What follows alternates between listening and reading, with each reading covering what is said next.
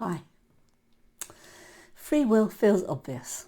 That's why it's so difficult to question. Most people don't believe in free will because they've examined it carefully. They believe in it because it gives emotional order to their lives. It allows them to feel responsible for outcomes that they like and morally superior to outcomes that they don't like. It makes suffering feel deserved and success feel earned. And that emotional utility matters far more to people than whether the idea is actually true. But psychology and neuroscience have been dismantling the popular idea of free will for decades.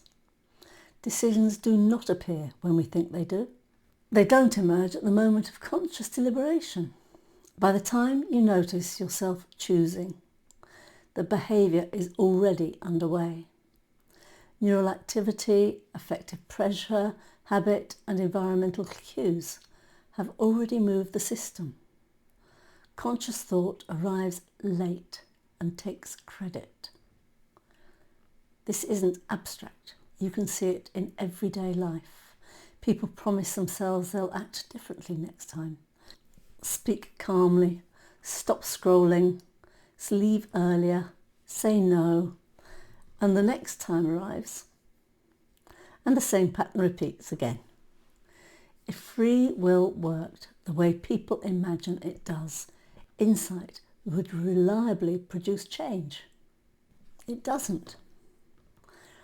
That failure isn't a personal defect, it's evidence that the model is wrong. People cling to free will because without it, something else collapses. Guilt collapses. Pride collapses, blame collapses. The idea that you are the author of your life, steering it through sheer will, becomes harder to maintain.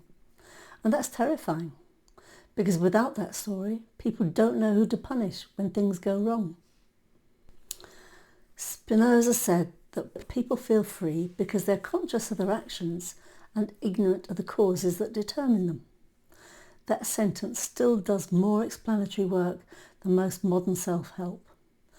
Consciousness notices what happened and assumes authorship, but noticing isn't causing.